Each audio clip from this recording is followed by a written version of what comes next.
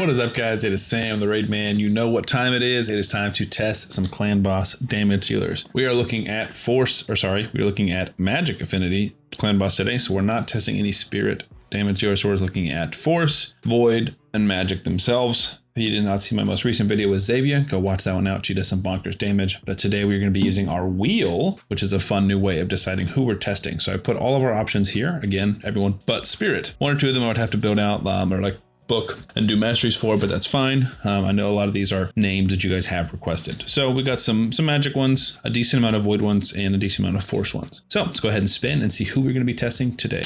Let me know in the comments if you like the wheel. I think it's a fun way to spice this up. It's going to be arguably the best epic in the game, Geomancer. So we're going to go ahead and remove him from the wheel so he will no longer show up in the future. And we will be testing our boy, Geomancer, who is one of the strongest epics, the strongest epic I think in the game, but especially on my account because he is 6-star ascended and +4 as well. So I've got a 6-star Phantom Touch. I don't know what is best for him. In this case, it would probably be either Heaven Cast or maybe Nature's Wrath. Up to 30% extra damage. Heaven Cast can do 2%, yeah, up to 20%. So let's try Nature's Wrath. You're gonna have to spend some gems, but I spend gems pretty much every video. So gonna go ahead and build Geomancer out, and then we'll be right back. I'll show you his build, and then we'll get into the run.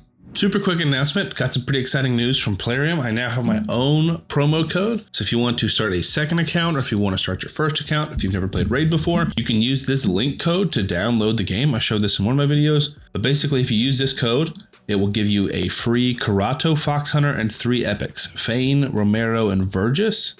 And here it is, but I'll go ahead and put this in the description of my video. If you use this, you would get, like I talked about, the legendary champion from the Shadowkin faction, Karato Fox Hunter, who's a good damage dealer, pretty good control. A great kickstart if you want to start a new account, or like I said, if you just want to start a second account, you can also pair this code with the Monkey King code or the Superpowers code and get one of those great champions as well. Okay, we have our Geomancer built.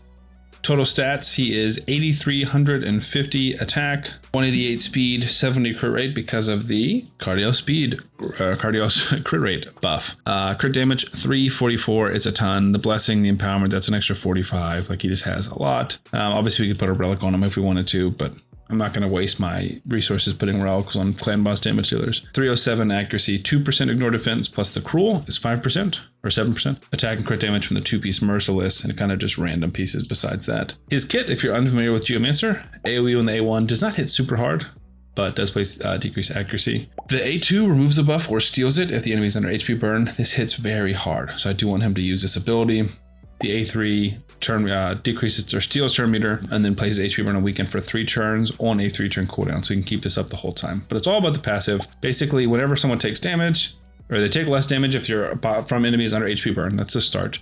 And then whenever a champion is attacked, so 1 hit to 1 champion is 1 attack, deflects 30% of the damage they take back on the attacker. And then when deflecting that damage, they have a 3% chance, a 30% chance of inflicting a 3% max HP hit. It's not actually 3%. That'd be very, very, very strong. It's like going to be just like basically a mini War Master hit. It's like 60 to 70k. I don't know the exact number. But what's interesting about clan boss is you obviously have 5 people on your team. So you got all 5 people here. When the clan boss hits on an AoE once, that is 5 chances, 30% chances of getting that War Master, mini War Master hit. But on affinity clan boss, so once it gets below half health and becomes either force, spirit, or magic, the clan boss will every now and then hit, or every 3 abilities hit 4 times. So that's 5, what he hits 5 people once.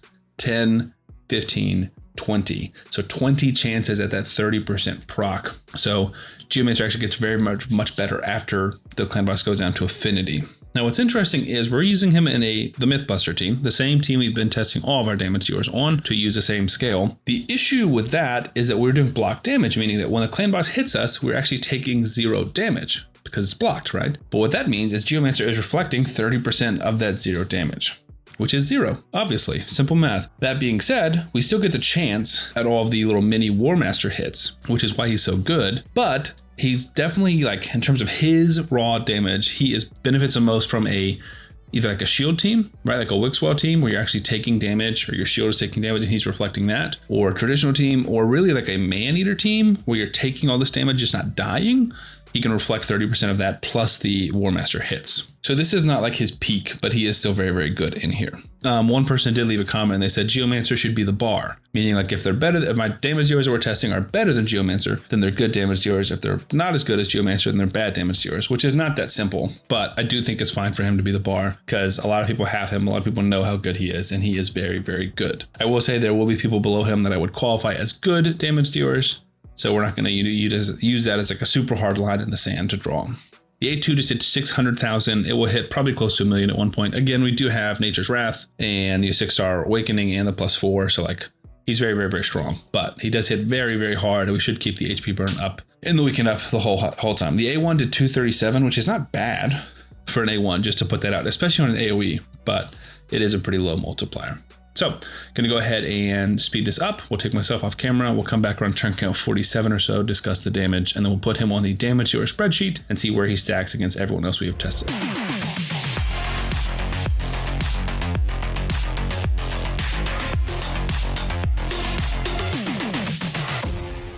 Okay, we are back. Turn count 47. The damage is a little bit lower. I did realize that I forgot to put Secret back in a toxic set.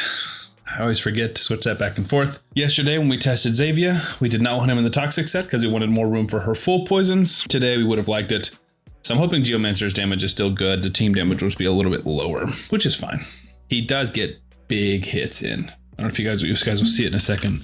Hopefully we'll get another A2 in. They smack. See if we can see one. I'm getting the sheet pulled up. A1, 276. Geo, do it. Let's go. 777. Pretty good. Just get a little bit more reflect if you think about it, because we're about to take more damage, but that can make a massive difference.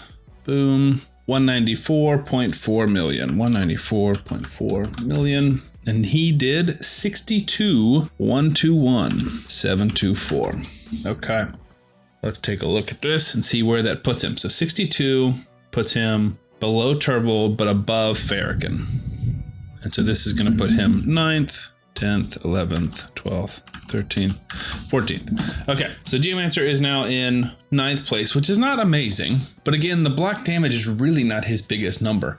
If you want to see like crazy numbers with Wixwell teams, Geomancer will do hundreds of millions. Like he is unbelievable, or can do hundreds of millions. Still very good. I feel like it is a good benchmark. I think these are all great damage dealers, and these are all solid damage dealers. So I feel pretty good with him being that benchmark.